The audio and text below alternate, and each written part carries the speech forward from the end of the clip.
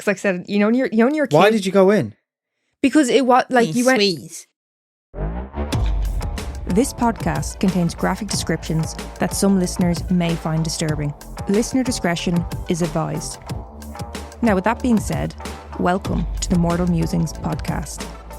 Right, let's do this.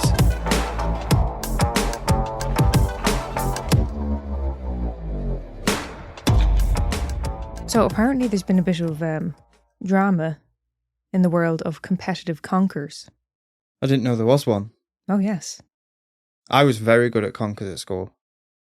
Well, not as good as this lad, Neil.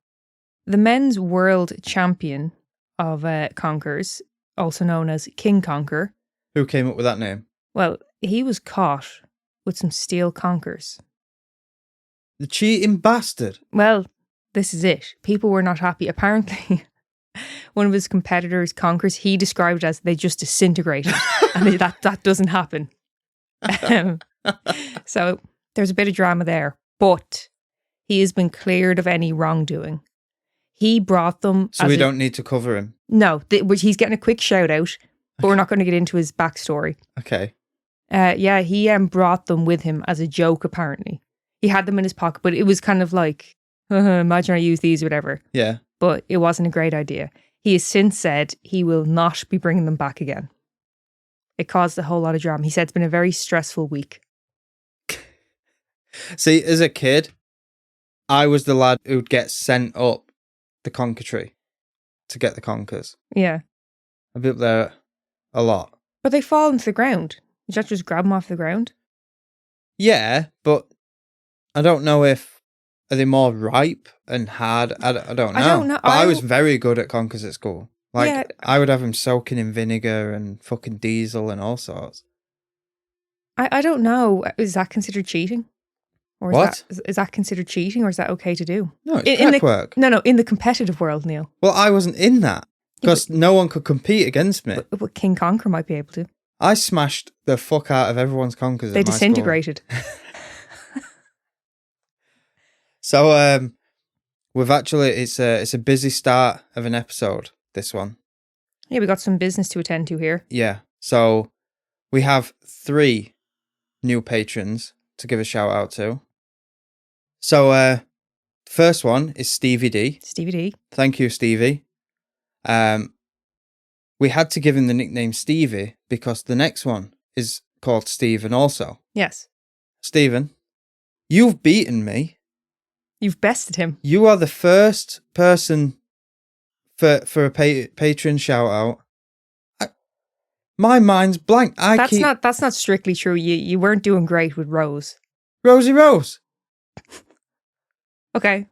But Stephen, I was like... You're stumped. Even his surname, I couldn't do anything with it. It's a difficult name to try and, like, slag off. Like, I looked at you and I went, am I losing it? I mean, this is the best thing. We're slagging people off. Like, we keep doing this. We keep, like, making a rhyme or something out of your name. And these people are like, well, fuck this. I'm unsubscribed. And they're all they're doing is slagging me. Yeah. But thank you, Stephen. In the future, if I do come up with one, I will be announcing it. I will think of a name. Like 6 months down the line, you're going to do like a mini dedicated to it. Yes. Here's the list of all the names we've come up with. Yeah. And so the third one, so I did ask him, I said, do you prefer Luke or Lucas? And he said Luke. So thank you, Lucas. So Luke hyphen ass. Lucas. Lucas. Yeah. But we also have another nickname for him, which he likes. I call him Westy. Because he's from West Yorkshire. He's from West Yorkshire. That makes sense. Bless him. Someone has to be. It can't be helped. Someone has to be. No. But also, thank you, Lucas, for becoming a VIM. If you don't know what a VIM is, it means he's a very important mortal. He is indeed. On our Patreon. Clearly, this Patreon shout out. Absolutely nowhere else, but on Patreon, yes. But also, thank you to Lucas. So he was giving us ideas and he was talking about Discord. So we've opened the Discord server up and Lucas if you want to go and talk to him, he is an admin for our Discord server. There'll be a link to that server in the bio. Funny thing about it is, before we even actually launched the podcast, we wanted to do a Discord and we started setting it up and then we're just like, this is too much work at the moment. Yeah. And we're kind of like, we'll get back to it. And Lucas has been so much fucking help with it. So thank you so much for that. We really, really appreciate it. That's it for the shout outs, isn't it? Oh no, you got one more. We've got one more shout out to do, and this is from Buy Me a Coffee. We had Rich who bought us 2 coffees, and he said, "Love listening to this podcast. Neil always makes me laugh, and Megan does an excellent job presenting each case. Hope to listen to you two for many more years to come. Keep up the good work, and each have a cup of coffee on me." So thank you very much, Rich. We really do. I always sound like sarcastic when I say thank you very much. You ever notice that? Yeah, it's just you. Thank you very much. I don't mean to be sarcastic. I genuinely do mean it. We appreciate all of you so much. And we did Again, go. sarcastic sounding. I didn't mean to. And we did go. Megan got a hot chocolate. I got a latte. For those of you who don't speak Yorkshire, that's latte. It's coffee with milk. Yeah. Frothed up. And walking back, I spilled it down myself. So, I did have some of it, Rich. But From what you tasted, it was nice. yeah, it was lovely. So, thank you, Rich. But I did have to get changed when I got home. So, with all that out of the way, With the business dealt with. what are we doing today? Well, given the time of year it is, I thought we would cover a case that took place on Halloween. Oh, Yeah. okay. Wait. Is this a case? Or is this some Halloween shit? No, it's a case. Okay. It's a murder case. So Neil and I have both had very different experiences of Halloween growing up. So growing up in Ireland, Halloween is massive. You know, it is a Celtic holiday. Yeah. It's very fucking popular. You celebrate Halloween. People You know, see it everyone as does. American. No, Don't I don't they? know anyone who sees it as American. Okay, I saw it as American. Yeah, thank you.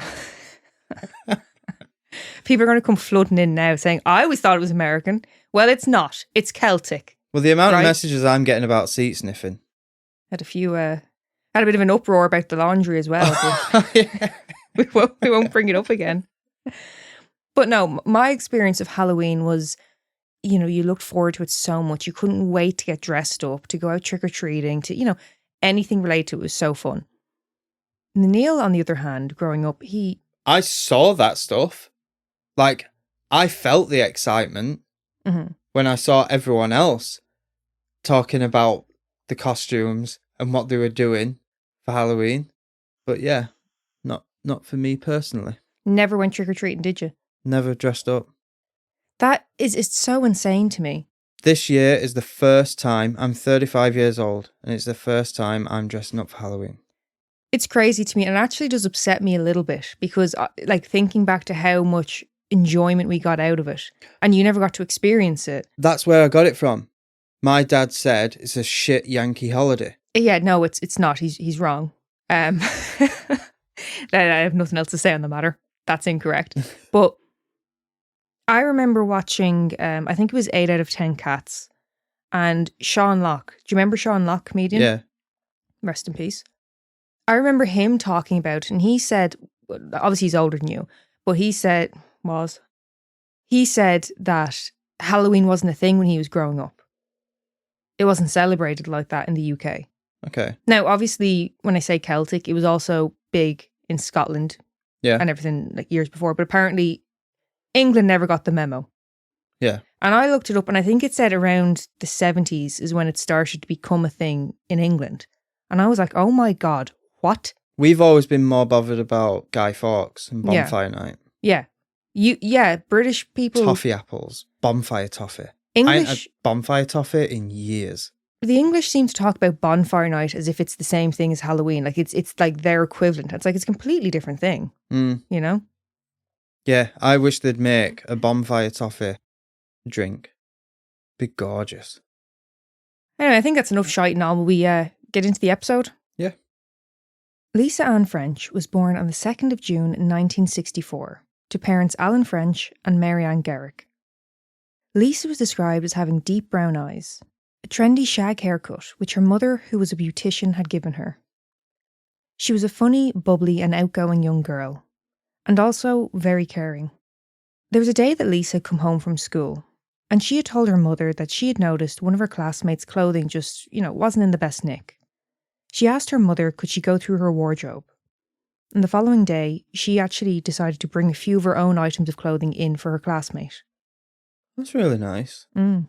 Do you remember that video that went viral of it was a kid at school and his family were very poor, and all the classmates, everyone in his class, put money towards to buy him like these brand new Jordans or Nikes. I can't remember. No. And they gave them to him and he was there crying. No. Do you not remember that? No. Never seen that before in my life. Oh. By 1973, Lisa was in the 4th grade at Chegwin Elementary School and was also a member of the Girl Scouts. She lived with her mother and her stepfather Bruce, along with her baby brother Michael. On the 31st of October 1973, 9-year-old Lisa was just like any other kid on Halloween, apart from Neil. She got all dressed up and ready to go. That year, Lisa had hoped to dress in a butterfly costume, but her mother decided against it, as it was a cold night. So Lisa picked a different costume. She decided to dress as a hobo. That's a bit tactless, isn't it? She wore a black felt hat, a green parka, a pair of jeans, and drew freckles on her face. And fingerless gloves? No, I don't think so. Well, she fucked that up then. Yeah. She doesn't know what she's doing. See, never been trick-or-treating, and I'd have done it better. I'm sure Lisa was excited to go out that evening and do some trick-or-treating. At about 5:45 p.m, after Lisa had finished her dinner, she kissed her parents goodbye and Lisa headed out on her own. She was originally going to be going out that night with her friend, Anne Parker. Lisa and Anne were said to have been inseparable back then. However, Anne was not allowed out that night as she had been grounded. Lisa's mother, Mary Ann, was expecting her home by her 7 p.m. curfew, but she never arrived home. Her mother grew more and more worried as to Lisa's whereabouts, and by 10 p.m, a search party was sent out. Over the next few days, search parties worked tirelessly to find Lisa and bring her home. Those involved in the search included the police, National Guard helicopters, private planes, over 5,000 volunteers on horseback and in Land Rovers, 700 block parents, which this was an organisation dedicated to child safety, and her fellow Girl Scouts. It's a fucking mob, that. An operation going on, you know? Fuel stations also offered 25 gallons of fuel to anyone who was using their vehicle in the search, and 6,000 photos of Lisa were printed. I've never heard of that before. The fuel station thing? Yeah. Yeah. It was a real kind of community effort, it felt. It was one of our own is missing. Yeah. We need to find her. I think as well with that, it was a young girl who'd gone out for the night trick-or-treating. All of their kids would have gone out trick-or-treating. Yeah. It's going to really fuck you up thinking about that. On the 3rd of November at about 11:30 a.m, a farmer by the name of Gerald Braun was travelling down McCabe Road just off Highway 49 on his tractor when something caught his eye. There was 2 bin bags which had been left in a wooded area behind a barbed wire fence, located about 4 miles outside of the city. Inside one of the bags was Lisa's Halloween costume. The other contained her body. Fucking hell. Following the discovery of her body, an autopsy was performed. The autopsy stated that Lisa had been subjected to sexual assault before being asphyxiated. Her cause of death was said to have been asphyxiation, although she could have actually died from shock as a result of the trauma she endured from the sexual assault. Lisa's funeral was held on the 6th of November at Emmanuel Trinity Lutheran Church. Not only did the death of Lisa have a profound effect on Lisa's family and friends, but the entire community. Her fellow Girl Scouts alone filled up 9 rows of the church. Wearing a purple and white dress, the same she had worn for picture day at school, and her hair styled by her mother, Lisa was laid to rest at Estabrook Cemetery. At the time of Lisa's murder, her mother and father were divorced, and with her father working long hours, he had not seen his daughter in over a month. A few days later, a $12,500 reward was offered to anyone who could aid the police in finding the killer. But they already had someone on their radar, a man by the name of Gerald Turner. They already had someone? Yeah. Gerald was 25 years old at the time and divorced with 2 kids. Gerald was already known to Lisa and her family. He had previously rented one half of a duplex with the family. She knew him. She probably would have been somewhat comfortable around him. She had also spent time with him along with his infant daughter. Police interviewed Gerald. When asked about his whereabouts that Halloween, his story didn't quite sound right to them.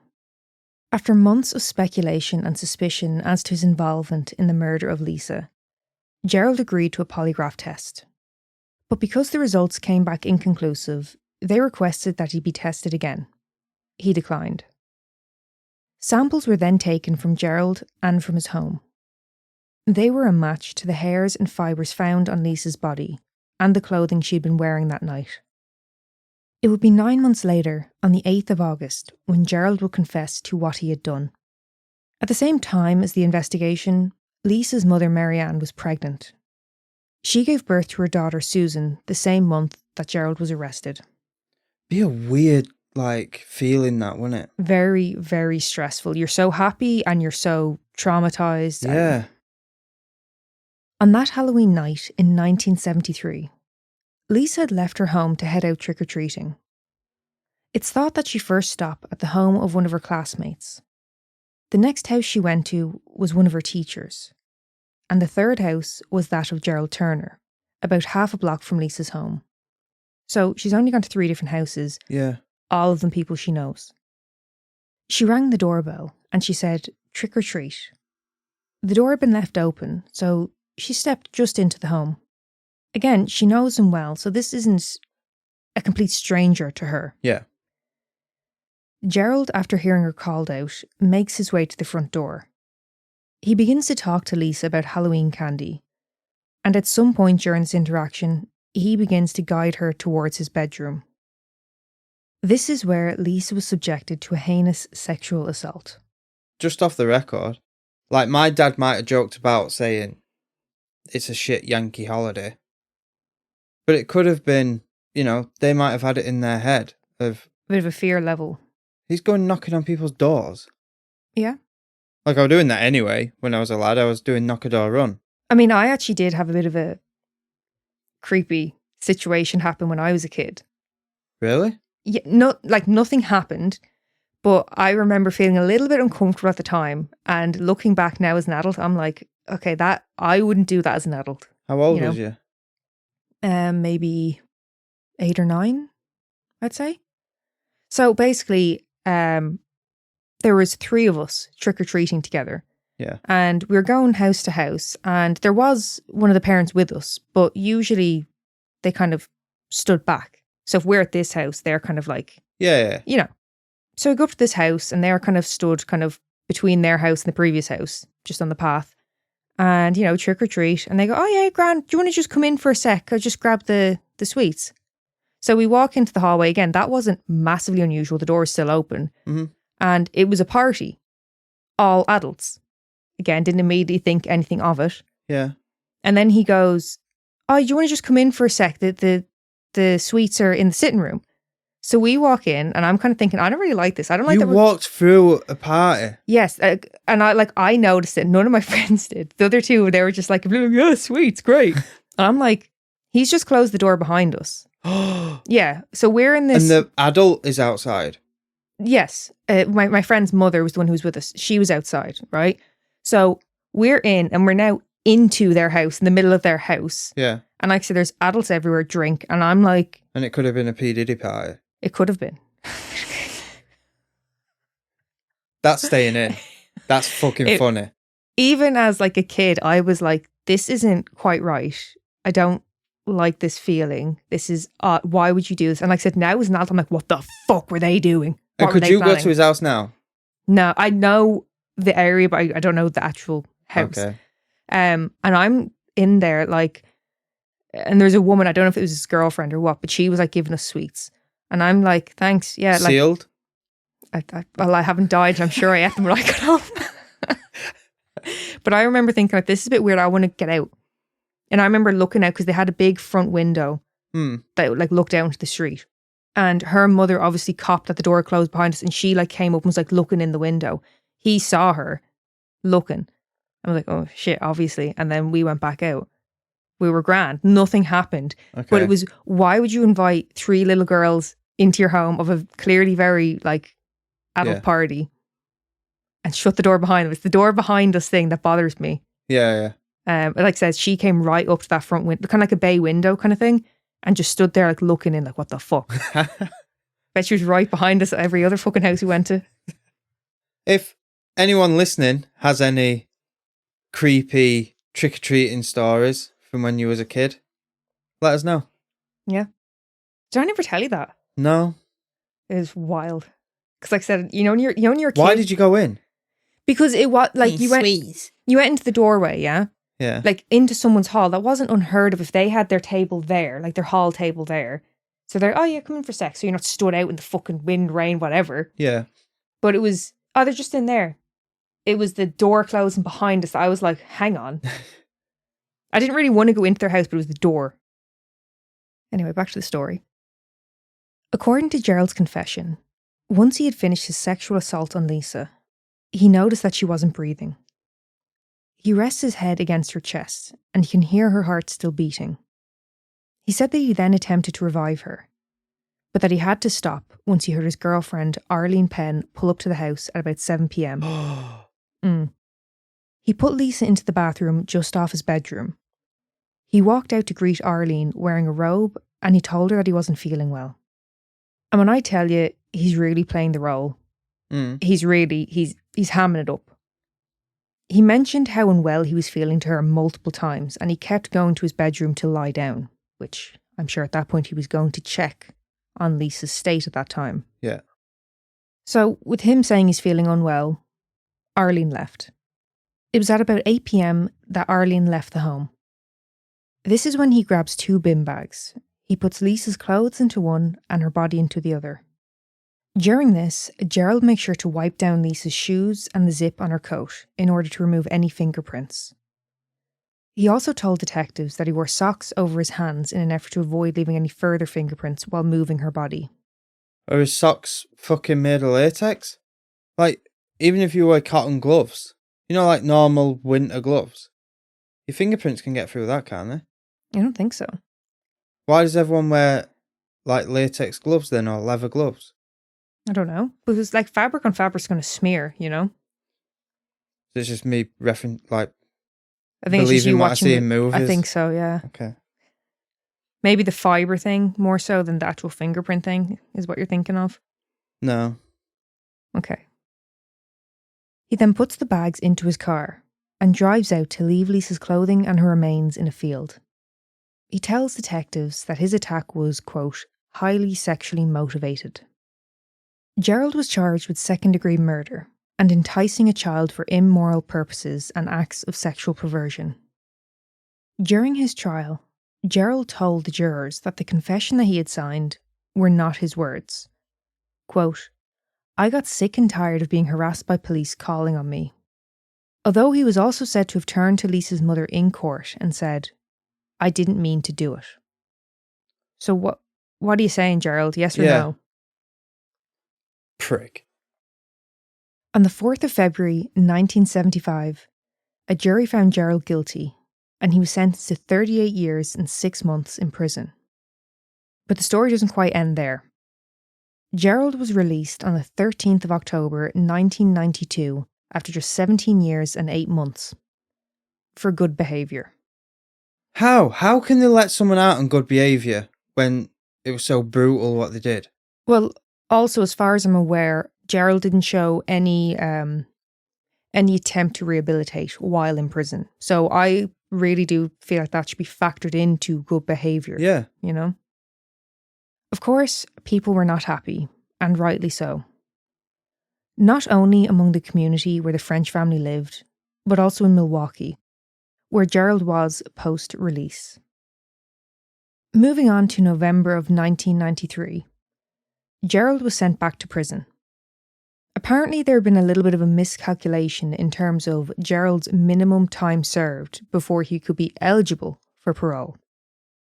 Could you imagine? Yeah. Oh, you'd be pissed, wouldn't you? Good. Fucking shit house. Don't get too happy. On the 29th of January 1998, during a parole hearing for Gerald, a jury ruled that Gerald was no longer a threat and could commence his second parole. Although a psychiatrist who had worked with Gerald considered him to still be a dangerous individual. There was also testimonies from former partners of Gerald as well as a 15-year-old babysitter. They had claimed he had beaten and sexually assaulted them. Fucking hell.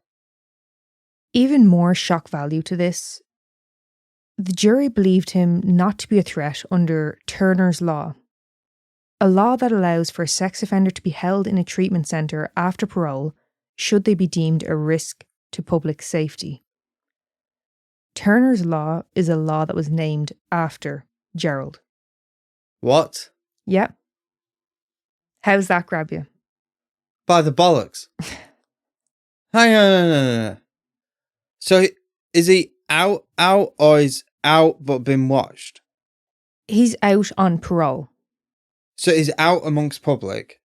At this or stage, is in a treatment centre, no, I think? At this stage he's not deemed a risk, so he is out on parole. Of course, he can't violate his parole, but he is not having to be held in a treatment facility. I can't spec. There was another incident in which Gerald had shouted at a caseworker while waving a butcher knife at them. On good behaviour? There was also an issue with employment. Gerald had gone for a job in waste management. But once the company found out about Gerald's conviction, they were not about it. So he filed a complaint. Because under Wisconsin law, the company were not allowed to discriminate against Gerald because of his previous conviction. Unless the crime is, quote, substantially related to the job in question, you know what I mean? They can't just turn him down based on the conviction. Yeah, but it's not about turning him down. It's just no one's going to want to be near him. Well, get ready for it. The company argued that they have tours with children and therefore it was related. Also that he would have access to dangerous materials and chemicals. Fucking have that. That's what I'd put in the statement. I'd be like, fucking have that. Still more on this. On the 28th of October 1999, the original law that prohibited discrimination against those with convictions was repealed due to Gerald's complaint against the waste management company. Huh? That's good. You're messing with me emotions here. You keep bringing me up and then knocking me back down. It's a bit of a Richard Speck one, isn't it? He's up, he's down, he's back and forth. Acting the bollocks. In 2003, Gerald was sentenced to a further 15 years for violating the terms of his parole. He was found to be in possession of quite a large amount of pornographic material. Hundreds of images. I have a feeling it wouldn't be for the average person. So, Gerald is back in prison, but he was due for release on the 1st of February 2018. Knowing that Gerald was due for release with no restrictions, Marianne, Lisa's mother, started an online petition in order to keep Gerald detained within a mental health facility.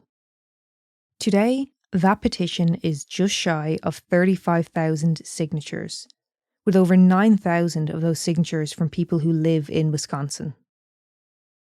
With Gerald's hearing coming up on whether he should remain incarcerated, his defence attorney requested that the hearing be moved from Fond du Lac to Dane County. They stated that this was because it was where he was living during his parole.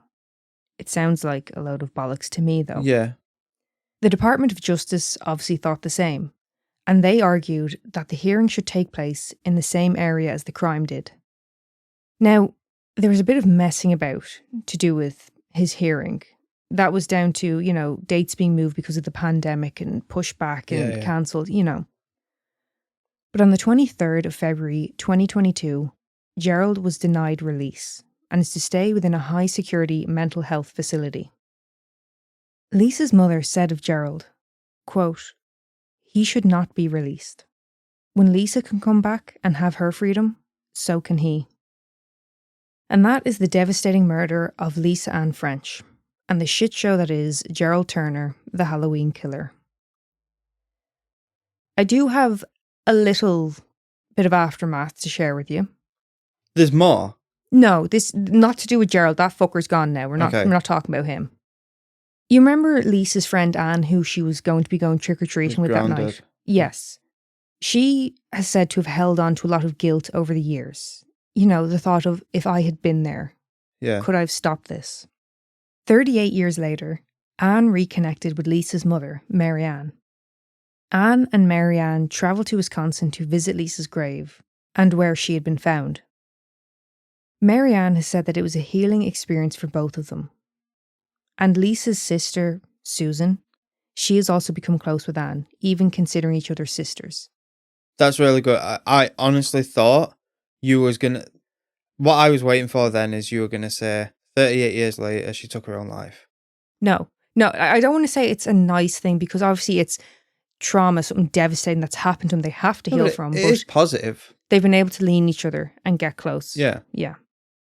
So what do you think of that one? Horrible. Like, fucking that. We have kids, they're not trick-or-treating. I know they will, but you just stay with them. Not like what happened to me. Yeah, that's devastated, you know. Yeah. I've brought the whole tone down of Halloween, haven't I? Well, it's Halloween. No, that was horrible. It's always a bit harder when it's a vulnerable person. Yeah. You know? Yeah. I think what really kind of got me about this one is, like we said, I know you didn't experience it, but you said you witnessed it. And for me, I loved Halloween. I was so excited. And you know Lisa would have been the same. Yeah. She would have been fucking raring to go, fucking shoveling down her dinner to get out that door and get the sweets. Yeah. You know, it's horrible. Oddity. Yeah, please. On the 21st of February 1951 in California, a 6-year-old boy named Luis was playing in the park with his brother when he was approached by a woman. She offered to buy him candy, and Luis went with her. I'm not laughing. It's just your face already. Because I thought you would be lifting me up. Bear with me. Okay. Bear with me.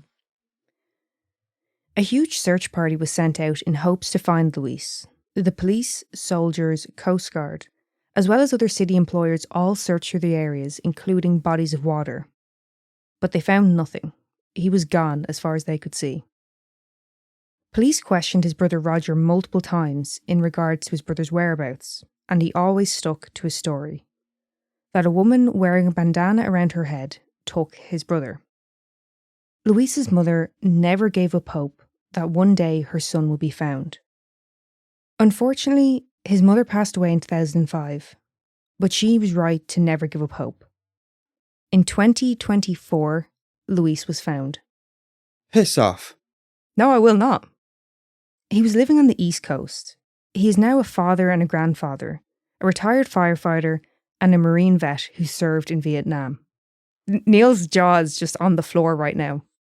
I need more. You can't just skip to fucking 2024. Yeah, he disappeared in 51, by the way. Yes. What happened in 51, Megan? So, Luis was found through the help of the FBI, the police, and his niece. She had taken a DNA test, and the results showed that she had a 22% match with a man who turned out to be her uncle, Luis. Luis was reunited with his family, but sadly, of course, he didn't get to see his mother again. But he did get to see his brother Roger before he passed away in August. So, what happened was, this woman had kidnapped Luis, flew him out to the East Coast, and he was raised by a couple who he grew up believing was his family. When he found out, about the DNA test and he was contacted by police, he had no idea that he was someone else. Do you know what I mean? That he was... How old was he when he was took? He was 6 years old. Okay. They still don't know what exactly happened, who this woman was. They don't know the in-between part of this, do you know what I mean? They know that this is Luis and this is who he is now, if you know what I mean. Yeah. What do you think of that? Fucked. Found after being missing for 70 years. 70. I said, I was hoping you were going to lift me, and you went, bear with me. Yeah, No? his grandbody was found and he's okay. But that's horrific. It is horrible what happened to him. But don't you think it's going to give some other people hope? That Yeah. it can. 70 years later he was found. Yeah, that's amazing. His mother never gave up. Like, Until her dying day, she was still looking for her little boy. yeah, And she was right. yeah, He was But just she kicking died. it on the East Coast. yeah, No, yeah, it's shit for her. She never got to see her son, but... yeah. But I think you're going to hear of more of these because of the DNA, yeah. ancestry things and, yeah. Well, it was kind of positive. It's a hard one to get to, but at the end of it, there's light at the end of the tunnel. Yeah. That's what I'll say for that story. Yeah. Yeah. Yeah. Now. Yeah. Yeah. Yeah. Yeah. Yeah. Thank you so much for listening. Find us on Patreon, TikTok, Facebook, and Instagram. If you have a case suggestion, or maybe even your own story, email us at mortalmusingspodcast@gmail.com.